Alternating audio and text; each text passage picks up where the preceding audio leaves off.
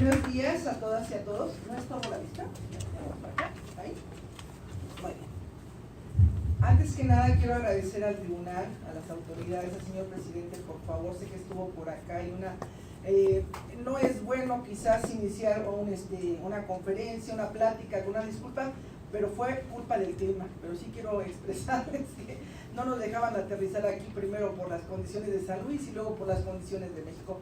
Me da mucho gusto finalmente, aunque sea con un poquito de retraso, poder empezar esta actividad y agradecerte, Rebeca, como siempre, magistrado también, y bueno, sobre todo a ustedes que aquí ven el público, a caras conocidas, que hemos trabajado algunos temas, y pues bueno, yo creo que en el entorno de estos trabajos para lograr finalmente hacer visible la necesidad de garantizar el derecho de las mujeres a una vida libre de violencia y obviamente su acceso a la justicia como un derecho humano, pues bueno, quiero platicarles un poquito acerca de este tema.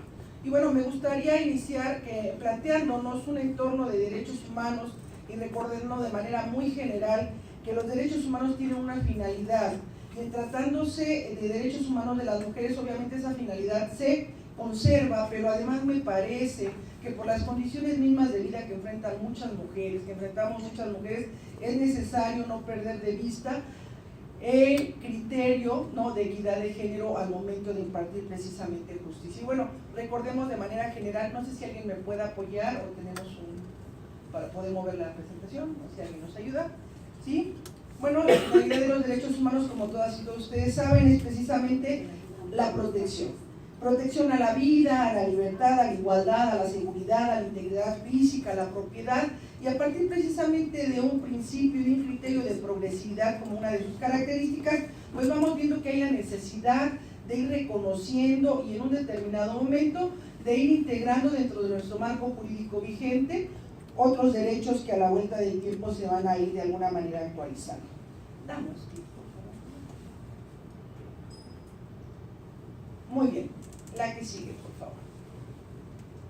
Vean ustedes, por ejemplo, por qué es necesario, ¿no?, dar inicio hablando de los derechos humanos. Bueno, por dos situaciones bien importantes. La primera, los derechos humanos, por un lado, nos han permitido la construcción de estándares que se han transformado en un marco de referencia. Este marco de referencia, fíjense ustedes, es ético, es político, también es jurídico, ¿ok? Pero también nos sirve como base para las relaciones en los diferentes ámbitos de la sociedad. Aquí quiero marcar dos situaciones que me parecen fundamentales. Los derechos humanos, la no violencia, que es precisamente uno de los ejes torales que estamos abordando, así como la no discriminación, se han convertido en principios, pero también se han convertido en estándares que van a marcar la forma en que el Estado mexicano va a ser precisamente calificado y evaluado a nivel internacional de conformidad a si cumple o no, o en qué sentido cumple, o en qué parcial o totalmente, con todos y cada uno de los compromisos que ha contraído al momento de suscribir y ratificar una serie de convenciones, de instrumentos internacionales de protección específica a los derechos humanos de las mujeres. Entonces, fíjense ustedes, qué bueno que se constituya como un marco, un referente, como estándares. Es más, nos dan inclusive un piso mínimo de garantías que tenemos que estar cumpliendo. Pero por otro lado, también se convierten en los parámetros a partir de los cuales nos van a evaluar a nivel internacional para saber si somos un país que está cumpliendo con la obligación de garantizar el derecho de las mujeres a vivir libres de violencia o no. Ok. ¿Cuáles son básicamente, podríamos afirmar, dos de los problemas que históricamente, ¿no?, se han convertido en un obstáculo para que las mujeres puedan realmente gozar, ejercer y vivir plenamente sus derechos humanos? Bueno, podemos afirmar sin temor a equivocarnos, porque está perfectamente documentado, que son básicamente dos los problemas que se han constituido, ¿no?, como esta situación, y son precisamente la discriminación y la violencia. Le damos clic a la que sigue, Angélica, por favor. ¿Y por qué afirmamos fehacientemente que estos son los problemas que se constituyen como un obstáculo para que las mujeres puedan gozar y ejercer plenamente sus derechos? Bueno, precisamente porque les niegan la posibilidad de construir un paradigma social fundamentado en la igualdad, en los derechos humanos y en la ciudadanía plena de las mujeres. Fíjense, si analizamos un poquito, ¿no?, a detalle, por ejemplo, esta última aseveración, la parte de la ciudadanía plena de las mujeres, podremos identificar básicamente cómo pensar en que las mujeres podamos ejercer una ciudadanía plena.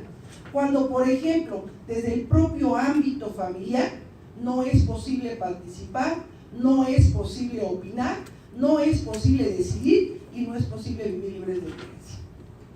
A partir de eso, se darán ustedes cuenta que no podemos pensar en mujeres que vivan una ciudadanía plena cuando definitivamente tienen, ¿no?, coartado ese derecho desde el espacio donde se supone que tendrían que estar libres, que tendrían que estar seguras, que tendrían que tener una participación, una opinión, etc.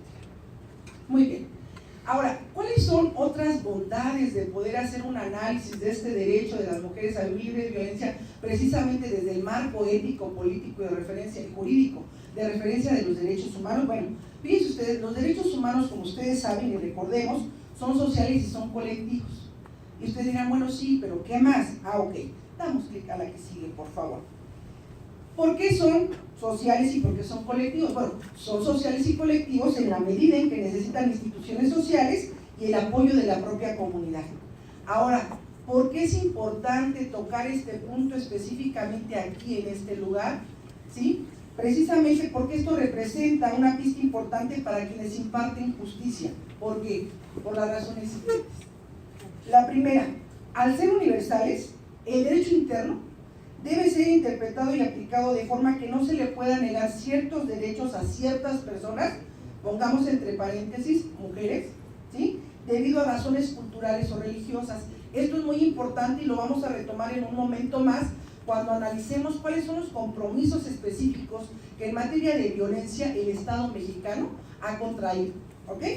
En segundo lugar, al ser parte del derecho internacional, generan obligaciones jurídicas para el Estado. Y aquí subrayemos, ¿no?, y con corchetes y comillas y llamadas de atención, no son discrecionales, se constituyen en una obligación que tendremos que cumplir. ¿A partir de dónde? A partir de nuestro marco jurídico de actuación, a partir de las atribuciones que como servidoras, servidores públicos y en su caso como autoridades tengamos. Ok, en un tercer momento encontramos que al tener que ser garantizados sin discriminación, permiten un trato diferenciado. Ay, a ver, aquí no entendí. Si van a ser garantizados sin discriminación, ¿voy a poder hacer diferencia? Sí. La Suprema Corte de Justicia de la Nación ha establecido al momento de describir, de conceptualizar lo que es la igualdad, retoma la máxima aristotélica y nos dice, ¿sí?, se debe tratar igual a los iguales, pero desigual a los desiguales. ¿Ok? Por eso, en algunas ocasiones estará vedado, estará prohibido hacer diferencias. ¿Ok? Pero también te dice, en otros casos, y dependiendo de las circunstancias, estarás obligado o obligada a hacer precisamente esa diferencia y a juzgar desde otra perspectiva. ¿Ok? Al tener mecanismos legales y políticos para establecer rendimiento de cuentas, van más allá de la mera eliminación de la impunidad. Esto es muy importante. Fíjense ustedes que a nivel internacional ha habido una serie de observaciones, de recomendaciones, y donde en particular a quienes tienen esta facultad tan maravillosa de impartir justicia, se dice, tienen que ir más allá. No solamente es realizar tu actividad de impartidor o impartidora de justicia, sino además hay que incluso prevenir. Tenemos que apoyar una obligación a cargo del Estado mexicano, desde nuestras propias trincheras, a partir de hacer prevención, dictando sentencias, fallos, que sean acordes, fíjense bien, no solamente a derecho, sino también a justicia. Y esto es muy importante, porque a veces pareciera ser que si yo tomo una determinación en un determinado asunto a partir de lo que mi marco jurídico me establece, yo ya cumplí. Pero ¿qué creen? Que no. Hay ocasiones en que precisamente, y lo vamos a ver más adelante, el marco jurídico interno de repente no llega a ser lo suficientemente satisfactorio para cubrir las necesidades específicas que se plantean para garantizar los derechos humanos de las mujeres. En este sentido vamos a ver que tenemos la posibilidad de ir más allá y buscar precisamente dentro del marco jurídico internacional de derechos humanos de las mujeres y poder allegarnos a ese marco. Creo yo, desde mi perspectiva, no tengo desafortunadamente la calidad y la capacidad de ustedes y mi atribución para impartir justicia, pero sí dentro de lo que yo he podido observar es esta parte de que estamos en un proceso que tenemos que agilizar y que yo propongo que tiene que ser lo más rápido posible, de allegarnos esos instrumentos y de hacerlos realmente nuestros. y poder aplicarlos, para entonces sí decir que no solamente estamos impartiendo justicia apegado a derechos, sino también a la propia justicia, ¿no? La justicia específica del caso. Muy bien, por otro lado, al ser su protección un interés legítimo de la comunidad internacional, protegen contra el poder arbitrario, esto es muy importante. También, al ser interdependientes los derechos humanos e indivisibles, no se puede negar unos derechos en favor de otros, ¿ok? También, al estar en instrumentos legales, fijan estándares mínimos de conducta, como lo acabábamos de comentar hace un momento. Y por otro lado, como si todo lo que acabamos de mencionar no fuese suficiente, tenemos que, al ser históricos y progresivos, siempre están en expansión. Esto nos da la posibilidad de pensar que hay una serie de derechos que en este momento histórico quizás no estén reconocidos, pero que aunque nuestro marco jurídico todavía no se haya actualizado, ustedes van a tener que impartir justicia. Va a haber asuntos donde, por ejemplo, no sé, hasta donde entiendo todavía no están legislados aquí en San Luis los matrimonios de parejas del mismo sexo, ¿verdad? Sin embargo, se puede dar el caso y la necesidad de que empiecen a llegar asuntos para regularizar y de alguna manera para impartir justicia con respecto a las relaciones familiares que se deriven de estas relaciones, y también a lo mejor con divorcios, y de repente vamos a entrar al caso, al análisis del caso específico, de a quién se le otorga la guardia y custodia, y va a haber una serie de criterios que en este momento histórico nos funcionan para los casos que tenemos, pero que en su momento, cuando yo tenga aquí una pareja de mujeres o tenga una pareja de hombres, voy a tener que ver y voy a empezar a definir a favor de quién la guardia y custodia, etcétera, y son casos que en la práctica se van a dar o quizás se están dando. Creo yo que incluso ya se están dando, ¿verdad? Y que entonces tenemos que echar mano de otra serie de instrumentos que quizás no están en este momento histórico, el día de hoy, pero que esperemos pronto se haga la actualización del marco jurídico acorde precisamente y congruente, de manera congruente con el marco de control de convencionalidad, pero también, pues obviamente, en todo momento respetando los derechos humanos, ¿no? Con esta progresividad es lo que nos da la posibilidad de seguir recuperando estos derechos. Bueno, y parte del tema que nos trae aquí el día de hoy es precisamente cómo hacerle y cómo entender la violencia basada en género. Bueno, pues la violencia basada en género es entendido como una conducta, un acto, puede ser por conductas, actos o omisiones, actos de violencia que se dirigen específicamente hacia las mujeres por su pertenencia, en un primer momento se dijo, al sexo femenino. Hemos avanzado precisamente en la nomenclatura y actualmente hablamos por su pertenencia al género femenino. Pero bueno, y que tengan o puedan tener, ¿sí?, precisamente un impacto y causar daño o sufrimiento, y ahí viene la tipología, ¿no? Son diversos instrumentos internacionales que establecen cuáles son los diferentes tipos de violencia, pero ahora hemos avanzado e incluso ya contamos con una ley general de acceso de las mujeres a una vida libre de violencia, donde no solamente se recuperan y establece la tipología de la violencia que se puede ejercer contra ellas, sino también las modalidades. Y esto es muy importante porque nos va a dar también la precisión de los ámbitos. Fíjense ustedes que hay una violencia que para nosotras y nosotros como servidores públicos resulta de suma importancia, que es la violencia institucional.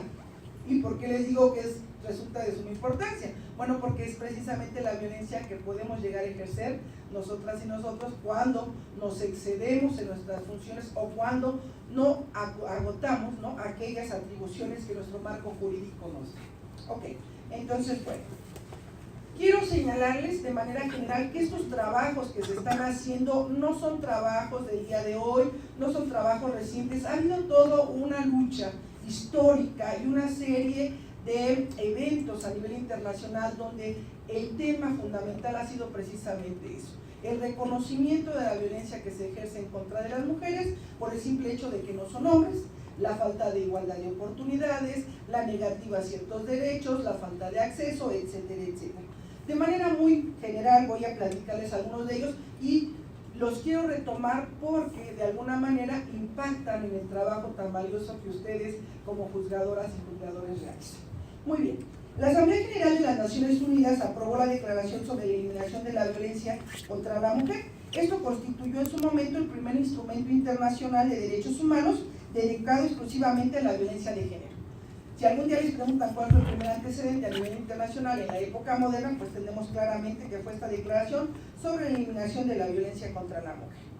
Mientras que en marzo de 2000, el Comité de Derechos Humanos de las Naciones Unidas, en la observación general número 28, manifestó que para poder evaluar el cumplimiento de los estados de las obligaciones contraídas en el Pacto Internacional de Derechos Civiles y Políticos, necesitaba información sobre leyes y prácticas relativas a la violencia contra las mujeres.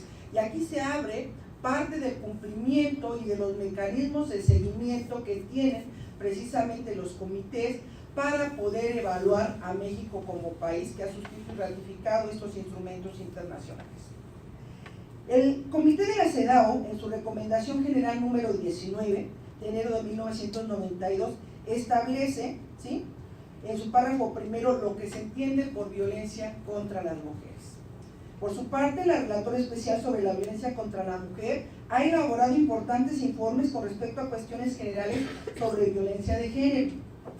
El Sistema Universal de Derechos Humanos y la Violencia, las causas y consecuencias de la violencia y los derechos sexuales y reproductivos, que son un componente muy importante que se ha visto violentado de manera sistemáticamente en el caso de las mujeres, a través de una serie de prácticas discriminatorias y obviamente de violencia que llevan no solamente al daño y sufrimiento, sino incluso a la pérdida de vidas humanas femeninas. La violencia contra las mujeres privadas de libertad ha sido un tema también muy importante, la violencia de género y el conflicto armado, entre otros. Tenemos, por ejemplo, una determinación, la Corte Penal Internacional con competencia frente a los crímenes más graves de trascendencia para la comunidad internacional, entre los que incluyó los hechos de violencia de género. Fíjense ustedes, la Corte, ¿sí?, Internacional, la Penal Internacional, ya hizo su comentario, ya retomó la violencia basada en género que se ejerce contra mujeres como uno de sus temas importantes. Este instrumento considera que constituyen crímenes de lesa humanidad la violación, la esclavitud sexual, la prostitución forzada, el embarazo forzado, la esterilización forzada o cualquier otra forma de violencia sexual de gravedad comparable, y la persecución de un grupo o colectividad con identidad propia fundada, entre otros, en motivos de género. A mí me parece que aquí queda muy claro la forma y la presencia, aunque nos guste o no, seguimos teniendo las mujeres de todas partes del mundo como víctimas de estos flagelos, como víctimas de estos delitos. Muy bien, ¿y qué es lo que soporta el que sigamos llenando las estadísticas como víctimas? Pues bueno, muchas cosas, entre ellas precisamente una cultura que justifica, que legitima la situación de violencia. Y si esto fuese poco, pues bueno, recuérdense ustedes que la cultura, este componente, ¿verdad?, en donde se concentran lo que son los mitos, los prejuicios, las tradiciones, ¿no?, todo lo demás, y cualquier vehículo de transmisión de conocimiento, pues a la vuelta del tiempo puede estar naturalizando, puede estar promoviendo e incluso hasta legitimando situaciones de violencia. ¿Qué es lo grave de contar con una cultura de este tipo? Bueno, pues que la cultura a la vuelta del tiempo es la que precisamente está alimentando tanto al sistema legal como al sistema de las instituciones. Y cuando dentro de estos sistemas seguimos teniendo personas que creen, que piensan que hay situaciones de violencia que realmente pues las mujeres se merecen, pues ahí es donde tenemos precisamente, ¿no?, los problemas que enfrentamos. Y esto, los comités ya se han, en este sentido, ya han hecho precisamente sus observaciones y sus recomendaciones, porque a veces pareciera ser que no basta con que emitamos nuestras resoluciones, insisto, apegadas a derecho, sino también a justicia con perspectiva de género, que podría ser pensado como uno de los pendientes en la agenda de los derechos humanos de las mujeres. Muy bien, otros antecedentes importantes, le damos clic por favor. En 1980, la Segunda Conferencia Mundial de la Mujer en Copenhague, Dinamarca, estableció la violencia contra las mujeres, ¿sí? Dijo, es violatoria de derechos humanos y además asunto de orden público. Esto a mí me parece una manifestación muy relevante, muy importante. ¿Por qué? Porque no solamente se dice que se violan los derechos humanos de las mujeres al infligirle algún tipo de violencia, sino además que es un asunto de orden público. ¿Y por qué sería importante que se haya manifestado como asunto de orden público?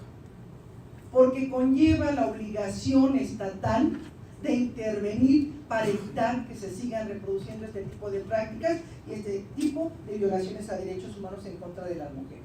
Por otro lado, en la Conferencia Mundial de Viena de Derechos Humanos 1993, finalmente se hace, ¿sí?, un reconocimiento y se dice: cualquier acto de violencia que se ejerza contra la mujer es una violación de sus derechos humanos. O sea, si no nos había quedado claro en 1980, lo recuperamos en 1993.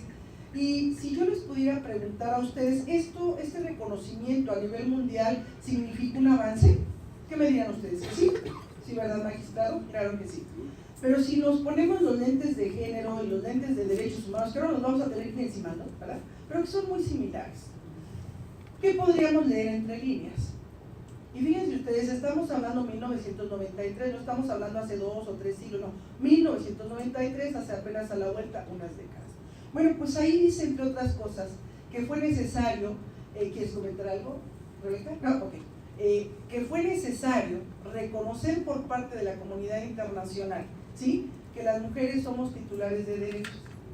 A esas alturas del partido todavía se ponía en tela de juicio si éramos o no titulares de derechos, entonces de derechos humanos. Entonces, en el momento en que se dice cualquier acto de violencia, ¿sí?, que se le infrinja a una mujer, necesariamente le violenta sus derechos humanos, fue de alguna manera aceptar que sí somos titulares de todos y cada uno de los derechos humanos. Muy bien, complementando un poquito acerca de estos antecedentes y de un ordenamiento jurídico de carácter internacional que recupera los derechos humanos, en particular de las mujeres, obviamente no podemos pasar de largo la Convención sobre la Eliminación de todas formas de discriminación. Adelante, por favor.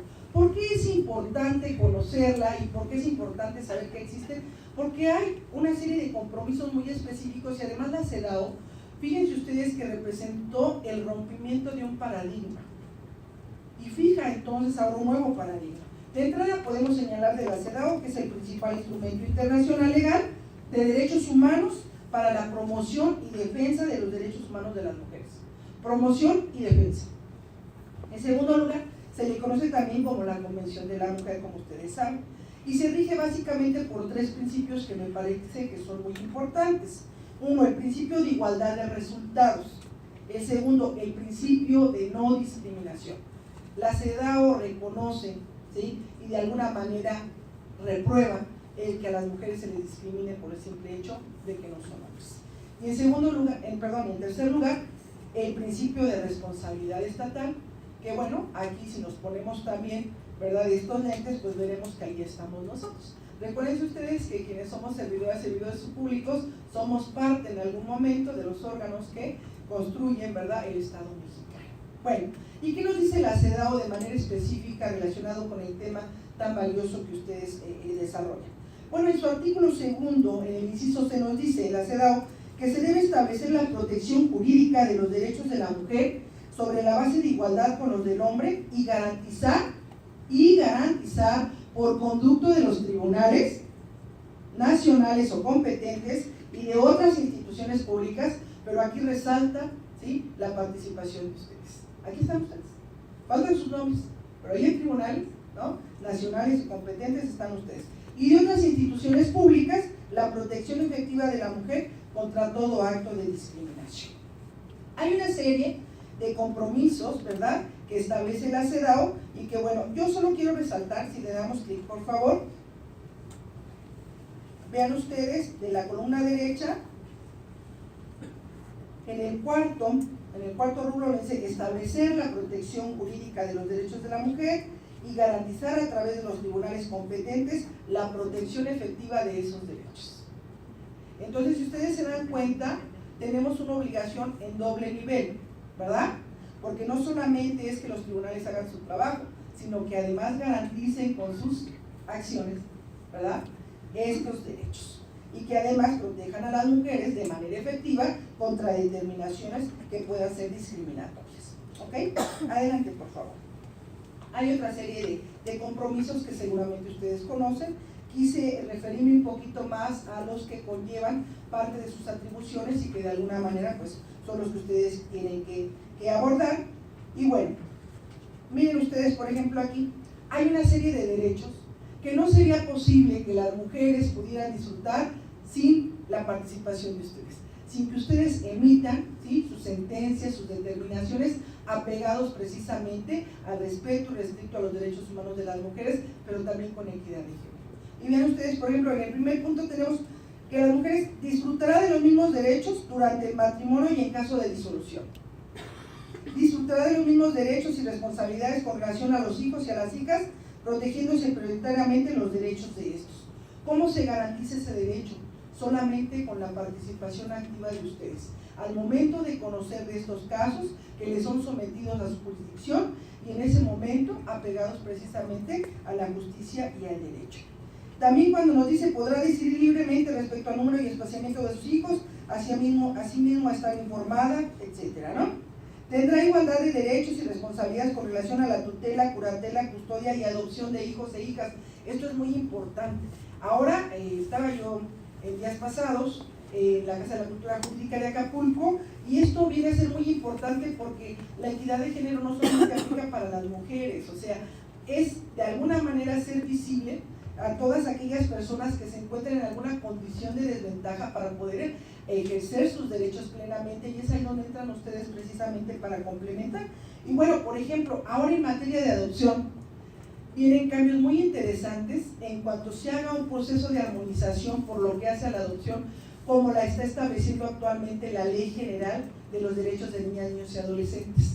Ahora se van a empezar a establecer, pero de entrada vamos a aumentar los diferentes tipos de familias, porque vamos a tener familias de acogida, ¿verdad?, familias preadoptivas, y bueno, y todo eso es una forma, ¿no? Se dan las directrices en la Ley General para que ustedes aquí en San Luis armonicen su marco jurídico, y armonizar no es otra cosa más que hacer congruente la legislación interna del Estado con esos instrumentos internacionales de protección específica de derechos humanos, pero también con esta cultura, ¿no?, de hacer visible lo que anteriormente no se hacía visible. Ahora, por ejemplo, la participación que van a tener las niñas y los niños en poder decidir si se quedan o no, ¿verdad?, obviamente de acuerdo a su edad, su grado de desarrollo cognitivo y todo lo demás. Entonces nos vienen como muchos cambios en lo que anteriormente teníamos como una institución ya muy vista, muy planeada, muy fija. Bueno, ahora creo yo que viene este cambio de armonización legislativa. Ok, y bueno, algo que es importante, ¿no? Comentábamos ahorita, por ejemplo, las cuestiones de guardia y custodia. Es muy interesante si hacemos un ejercicio regresándonos un poquito en el tiempo. Yo ubico, por ejemplo, que en el Código Civil 1870 se establecía el ejercicio de la patria potestad única y exclusivamente para los hombres, ¿no? Y si de ahí tú revisas todos los derechos que se derivan precisamente a partir de este ejercicio, pues bueno, verán todos los cambios que estamos teniendo. Y ahora es muy importante porque también precisamente con esta perspectiva, ¿no?, de equidad que estamos haciendo, ahora se visualiza un proceso diferente. Ahora ya no solamente dar un criterio de preferencia en materia de guardia y custodia a las madres, sino ahora lo que se está haciendo es buscar que el criterio de preferencia sea precisamente a favor de aquella persona, hombre, mujer, transexual, transvesti, transgénero, que pueda garantizar adecuadamente los derechos de estas niñas, de estos niños. Eso es lo que estamos haciendo.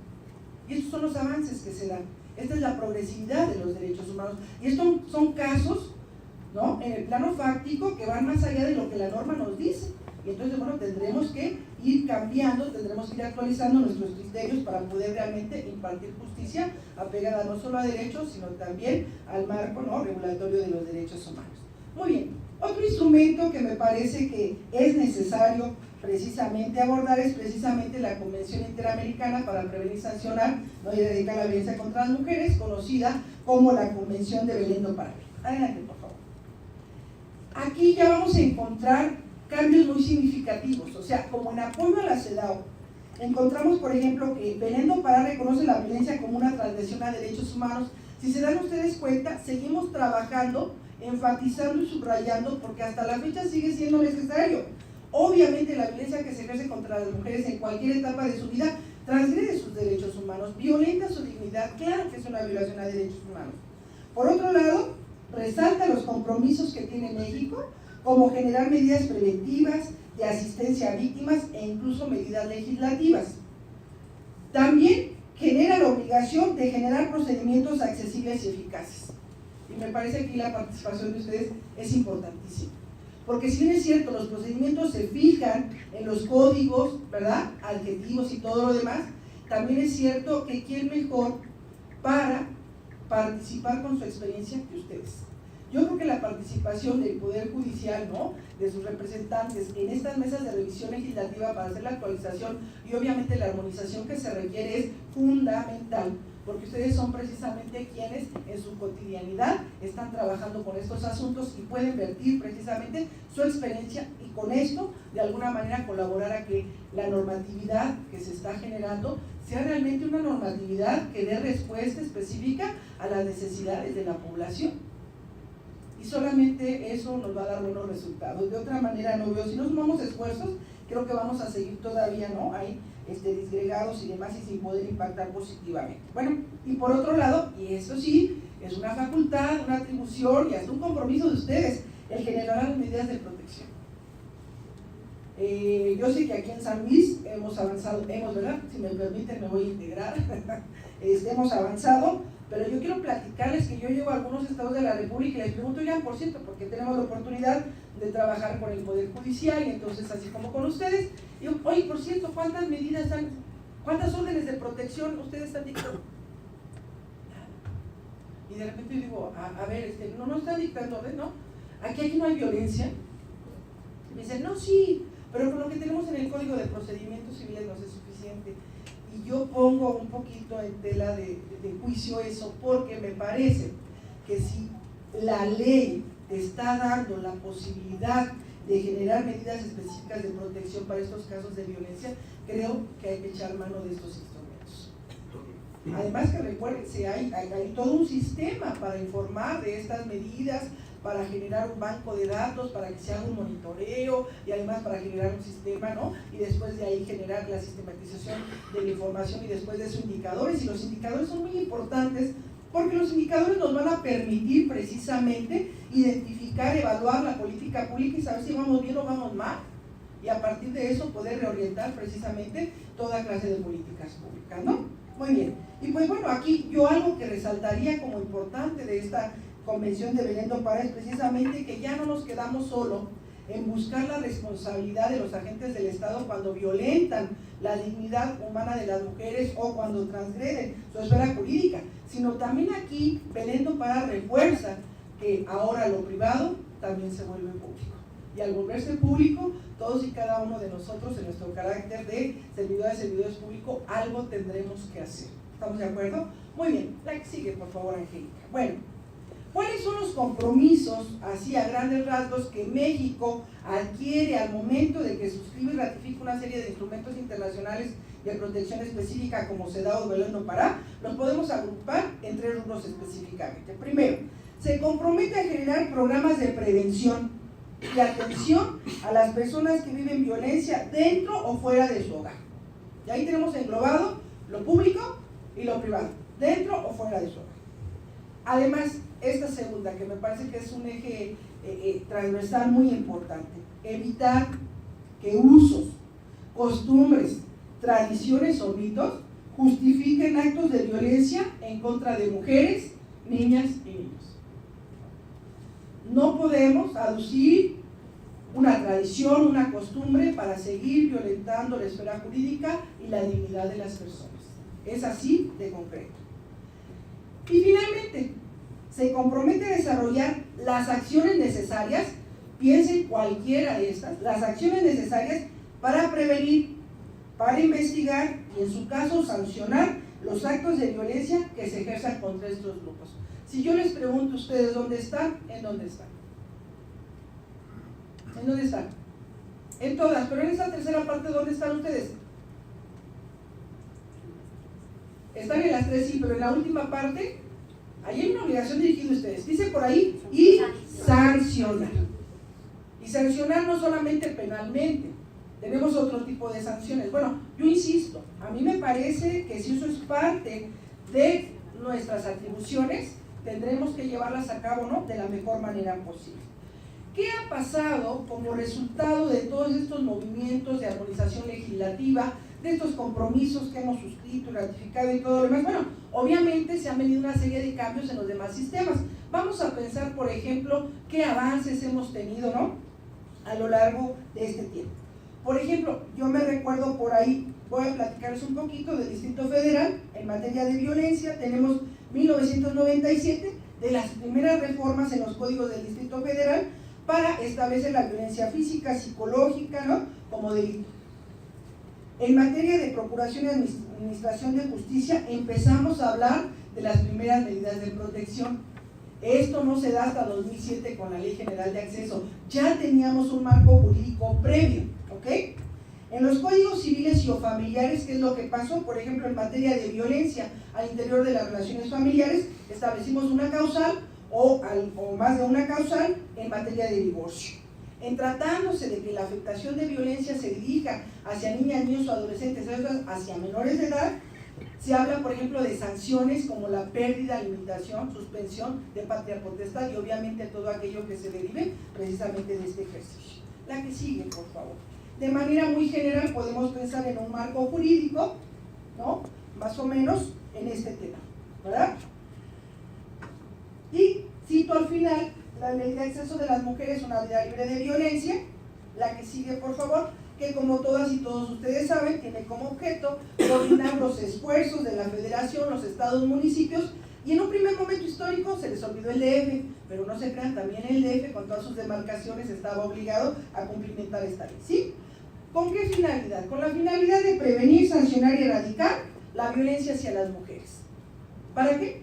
¿Y cómo? Bueno, pues para garantizar su seguridad y también para garantizar el ejercicio pleno de sus derechos. ¿Cuáles son los principios que esta ley establece? La igualdad jurídica, que es muy importante, pero acuérdense que también estamos luchando por igualdad de facto, no solamente la que está establecida de manera formal en el cuarto constitucional y en otras disposiciones, sino también para que esta igualdad sea sustantiva y se dé en el plano fáctico en la vida cotidiana de todas las personas. El respeto, la no discriminación y la libertad. Las modalidades que establece, como ustedes saben, son la violencia familiar, la violencia laboral y docente, la violencia que se da en la comunidad, la institucional, que la podemos generar quienes somos servidoras, servidores públicos, cuando no hacemos aquello que estamos obligadas a hacer, ¿sí?, o cuando nos excedemos en nuestras atribuciones, y obviamente pues llegamos incluso hasta la violencia feminicida. Y aquí la parte interesante es preguntarnos a todos y cada uno de nosotros y a nosotros qué nos toca hacer. A mí me parece que no solamente nos toca sancionar, nos toca conocer, sino también yo creo que hay mucho que hacer, como lo establecen algunas directrices internacionales, como es la prevención. ¿Y por qué señalo el punto? Porque se ha establecido que una vez que el Estado mexicano no cumple con este criterio de prevención, bueno, llegamos a situaciones tan graves como los feminicidios, y también cuando no se sanciona adecuadamente a quienes llegan a realizar estas conductas, pues es un mensaje que se da hacia la sociedad mexicana en el sentido de que se puede, ¿no?, realizar este tipo de actos y salir impune. Entonces aquí sí hay como una obligación muy específica a nuestro cargo y pues bueno, tener cuidado con eso. La que sigue, por favor. Obviamente, pues bueno, las órdenes de protección que establece la Ley General de Acceso, me parece que son mecanismos que nos permiten en mucho no solamente atender la problemática ya vigente, sino también hacer prevención. Entonces creo que si el mecanismo está ahí, pues bueno, es dable y hay que utilizarlo, ¿no? Muy bien.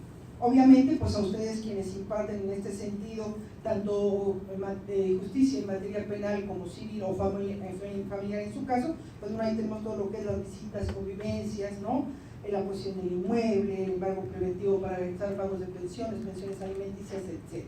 La que sigue, por favor. Y miren, retomé esto de Alda Facio, que nos establece una correlación precisamente entre cómo se maneja el derecho legislativo, que es uno, el derecho judicial o policial, que es otro, nos comenta ella, y el derecho consuetudinario. Y vean ustedes, por ejemplo, en el primer círculo vamos a encontrar el componente formal normativo. ¿Qué hay ahí? Ahí vamos a encontrar todas las normas formalmente generadas, como la ley constitucional, tratados internacionales, leyes, decretos, reglamentos, convenciones, etc., ¿no? Hay una correlación, ¿verdad? Se impactan, interactúan con el derecho judicial. Ahí tenemos un componente estructural. ¿Qué vamos a encontrar ahí? Todas las normas que se van generando a través de la práctica judicial, policial y en su caso administrativa, ¿ok? Y tenemos un tercer componente, el derecho consuetudinario, el de la costumbre. Y ahí tenemos, por ejemplo, las tradiciones, las costumbres, las creencias, las actitudes, las prácticas institucionales, la cultura institucional, etcétera, etcétera. Normas que ya fueron derogadas afortunadamente, pero que en su momento histórico estaban legitimando, estaban naturalizando situaciones de violencia en contra de las mujeres. La doctrina, etcétera.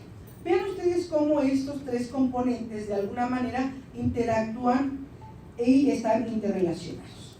¿Qué nos ha permitido todo esto? ¿Qué nos ha permitido empezar a trabajar a partir de la visión, de la perspectiva de derechos humanos y en particular de la perspectiva de género en favor de las mujeres? Bueno, los aportes del enfoque de género en los derechos humanos. Primero, fíjense bien, nos ha permitido ver una humanidad con rostros diversos. No tenemos una figura única, ¿sí? Ni en hombre, ni en el componente humano masculino, ni en el componente humano femenino. Dentro de cada uno de estos componentes tenemos muchos tipos diferentes de hombres, muchos tipos diferentes de mujeres, y la justicia en este sentido no puede ser ciega ante la diferencia. De hecho, ahora estamos trabajando con y por la diferencia. Eso implica integrar una perspectiva de género. También nos ha permitido, nos ha demostrado que la mayoría de las desigualdades se deben a construcciones sociales y no a factores biológicos. Afortunadamente estamos rebasando, ¿no?, esto de visualizar todavía a partir de la diferencia sexual y eso que se vuelva destino para hombres y mujeres. Y también ha permitido ver la indivisibilidad entre el espacio público y lo privado. Esto que es algo muy importante, de veras. ¿Qué hay en materia de impartición de justicia? ¿Qué estamos haciendo ahora? ¿Qué es lo que se observa? ¿En qué hemos avanzado? Bueno, ahora hay análisis diferenciado de las normas, hay una interpretación y una identificación del derecho de acuerdo a los roles estereotipados sobre el comportamiento de hombres y mujeres. Y entonces, de repente, a lo mejor si yo fuera jueza en materia familiar, podría determinar que independientemente del criterio en materia de preferencia, en materia de guardia y custodia hacia las mujeres, si me solicitan la guardia y custodia de un niño o de una niña pequeña y el padre es la mejor persona, aunque no sea mujer, ¿sí? Aunque no sea mujer, el padre es la mejor persona para garantizar sus derechos, otorgar la guardia y custodia en ese sentido. Eso nos ha permitido. A lo mejor son casos paradigmáticos, pero son casos basados en el reconocimiento y respeto a la diferencia, ¿verdad? Las exclusiones jurídicas producidas por la construcción binaria de la identidad, sexo y o género, la distribución inequitativa de recursos y poder que deriva de esas asignaciones entre lo público y lo privado, así como la legitimidad del establecimiento de datos diferenciados en las normas, resoluciones y sentencias. ¿Se vale impartir justicia, hacer diferencias? Sí. Y a veces estamos obligados y obligadas. En otras, no. Pero tendremos que entrar al estudio y al análisis del caso específico. ¿Ok? Y esto lo retoma de manera congruente el protocolo, ¿no?, para juzgar con perspectiva de género que emite la Suprema Corte de Justicia de la Nación. Miren, es muy interesante observar cómo, a pesar de los avances que estamos teniendo, cómo a pesar de todos los esfuerzos, ¿no?, de repente todavía tenemos ciertas resistencias. ¿Por qué comento esto? Bueno, de repente estamos trabajando en los grupos, en el grupo que acabo de terminar, y de repente me dicen, pues no, yo creo que sí estamos avanzando mucho y demás, pero yo tengo un comentario. No veo aquí a nadie del Poder Judicial, ¿no? Entonces, si no vienen ellos, ¿cómo después van a lograr aprender esto? Entonces, levanta la mano solamente un compañero, sino, bueno, a ver, un momento, yo trabajo en un tribunal, ¿no? Yo, ok. Pero pues obviamente la mayoría de gente viene de otros espacios. Entonces, bueno, yo sí les comenté en este sentido que yo sabía que sí hay capacitación, que sí hay actualización y que de alguna manera, bueno, pues lo hacen ustedes en sus propios espacios y a través de otros mecanismos. Esto es muy importante, porque a lo mejor la gente piensa, ¿no?, que quienes imparten justicia no están en este proceso de actualización. A mí me consta que sí. Y entonces, bueno, tengo la posibilidad de poder compartirlo con los grupos, ¿no? Pero bueno, ¿y qué nos dice precisamente? Adelante, por favor. ¿Cuáles serían algunas sugerencias o recomendaciones? Comentando en algunos grupos y demás, cuando yo les pregunto, bueno, ok, y para quienes imparten justicia, ¿el protocolo es obligatorio, es vinculante? No. No, pero hasta así como con cierta, ¿no? Ok, perfecto. ¿Y los contenidos del protocolo? Porque en realidad lo que hace el protocolo es vaciar, ¿verdad?, y correlacionar cada uno de los temas de importancia para ustedes al momento de emitir sus sentencias? Las convenciones, dependiendo de cada protocolo. Y las convenciones sí son vinculantes. Entonces, en este sentido, yo creo que hay un gran avance en el momento en que la Corte emite estos protocolos, porque ahora pues ya tenemos, ¿no?, estos criterios orientadores de nuestra actuación como juzgadores y juzgadoras. Ok, ¿cuáles son algunas consideraciones que se podrían tomar en cuenta? Obviamente el contexto social no es el mismo en todo nuestro país, el contexto económico, eso también es importante. Y un ejemplo, retomando lo que ya se había establecido en la anterior Ley Federal para la Protección de Derechos de Niñas, Niños y Adolescentes, la Ley General de los Derechos de Niñas, Niños y Adolescentes actualmente establece que no podrá ser motivo de separación de un niño o una niña de su familia por situaciones de pobreza o por problemas económicos. Y esto es importantísimo. Vean cómo diferentes legislaciones, diferentes instrumentos jurídicos, diferentes normatividades se están empezando a armonizar. Y esto es muy importante porque a veces decimos, vamos a armonizar nuestro marco jurídico en el estado X, ¿ok? Bien. Pero solamente armonizamos, un ejemplo, alienación parental. Entonces creemos que armonizar es integrar una descripción, ¿no?, del tema. Y por alienación parental se entiende tal, pero ¿qué creen? Se nos olvida que este tema de alienación parental puede y está relacionado, de hecho, a lo mejor con algunos otros temas, como es el ejercicio de patria potestad, su pérdida, limitación, suspensión, como es el derecho de visitas y convivencia, como es el derecho de guardia y custodia. Entonces, para poder realmente decir que estamos armonizando nuestra legislación en un estado, en una entidad federativa, necesitamos hacer una revisión en paquete de toda la legislación que se puede impactar al momento en que se hace un cambio, ¿no?, en algún ordenamiento jurídico. Porque si no, ¿qué va a suceder? Es muy buena la intención de armonizar, pero si no lo hacemos en paquete, si no hacemos la revisión y actualización legislativa, lo que va a pasar es que vas a tener contenidos a la vuelta del tiempo que pueden ser contradictorios, ¿sí? Y entonces, en lugar de avanzar, retrocedemos. Ok, y también considerar el contexto cultural.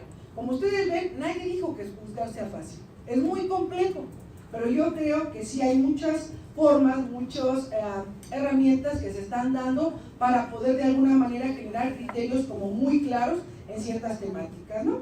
Ok, ¿qué pasaba cuando no teníamos visualizado toda esta complejidad? Bueno, ¿qué pasaba, por ejemplo, en materia, un aspecto importante en la vida de las mujeres que también se constituye como violencia?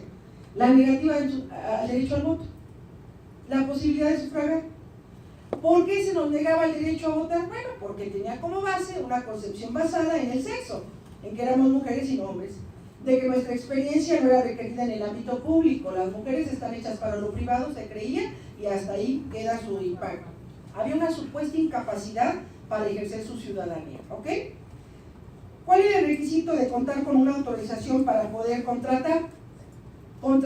Llevar a cabo cualquier acto jurídico, ¿no?, que genera derechos y obligaciones, tenía yo que pedir permiso. Ya desde ahí había una limitación a mi ciudadanía y a mis derechos. ¿Qué es lo que subyacía? Pues que en realidad se nos desconocía como personas autónomas y dueñas de un proyecto de vida. ¿Y qué fue lo que nos vino a ayudar? ¿Qué fue lo que nos apoyó?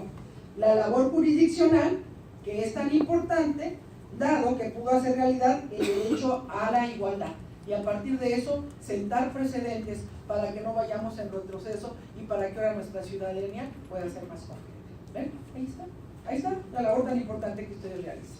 Muy bien, bueno, por favor, como parte importante, yo creo que dentro de nuestros pendientes, salvo su mejor opinión, estaría apropiarnos, no solo conocer, sino además apropiarnos de los derechos humanos y del derecho de los derechos humanos, que es parte, ¿sí?, de este derecho internacional, que no solo ahora con la reforma del 10 de junio de 2011 se volvió vigente, se volvió visible, ya lo teníamos desde el 133, que está en diversas instituciones previas a la de 1917.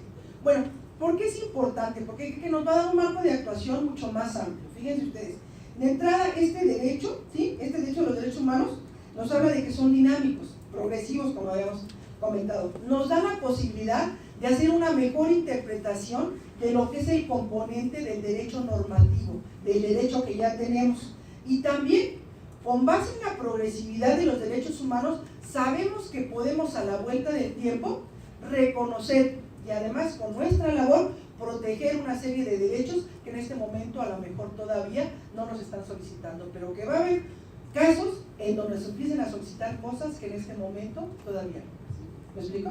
Bien. Los derechos, adelante por favor. El derecho de los derechos humanos, como ustedes saben, está recuperado, es un derecho en construcción. Esto es muy importante, porque no solamente, ¿sí?, está fijado ya, sino que además, precisamente por el dinamismo de los derechos humanos y la propia progresividad, se va construyendo en el día a día. Está contenido también en las constituciones nacionales, en los tratados obviamente, y en el derecho consuetudinario. Y esto nos permite, por ejemplo, avanzar y proclamar derechos que antes no veíamos.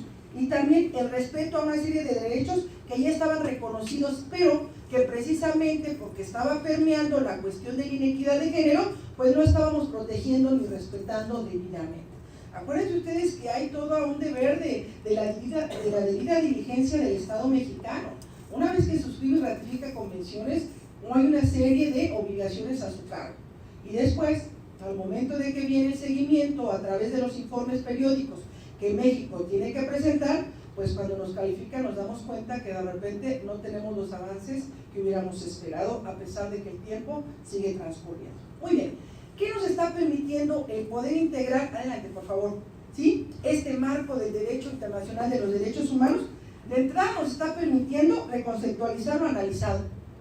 Estamos avanzando y estamos generando nuevos conceptos, nuevas definiciones. También nos permite expandir el derecho. ¿Qué es eso?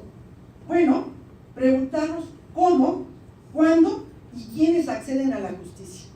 Pero no solo cómo, cuándo y quiénes, sino además en qué condiciones. Y esto es muy importante, porque si visualizamos que hay grupos, como muchos grupos de mujeres, que no tienen el acceso real a la justicia, tendremos que echar mano, ¿sí?, de ciertas medidas para lograr que las brechas que se han abierto se vayan cerrando. Y ahora sí poder decir que hombres y mujeres accedemos a la justicia en igualdad de condiciones, no solamente de manera formal, porque así lo establece el cuarto constitucional. ¿Ok? Muy bien. Esto lo vamos a hacer con base en ¿qué? También redefinir la justicia. Yo les comento, es muy observado en el derecho internacional que se emiten resoluciones, que se emiten determinaciones apegadas a derecho, pero puede ser que sea el derecho del componente normativo que no sea actualizado. Puede ser que sea un derecho discriminatorio, que sin embargo está vigente y lo estamos aplicando. Cuando aplicamos ese tipo de marco jurídico, estamos violentando la esfera jurídica de las mujeres. Ok, ¿cómo vamos a hacer esto? Pues con las normas formalmente promulgadas, las sugeridas del proceso de selección, interpretación y aplicación de las leyes. Esto es, tenemos que cruzar que el componente estructural esté relacionado con el componente judicial y que todo sea armónico de conformidad al marco internacional de protección a los derechos humanos de las mujeres. También hay que considerar reglas informales que determinen quién, cómo y cuándo se tiene acceso a la justicia, así como qué derechos se tienen. Esto es también armonizar el componente político y cultural. Muy bien. Y bueno, yo quiero solamente recordarles que para que los derechos humanos de las mujeres puedan ser una realidad, la labor jurisdiccional es fundamental. De mi parte sería todo. Si hay alguna duda, comentario, quería también platicar acerca un poquito de las alertas de género. Había una duda por ahí, quería platicarles algo, pero bueno, en cuanto a lo que hace al acceso de la justicia por parte de las mujeres, ¿no? Esto sería mi participación. Les agradezco mucho su presencia. Sin duda,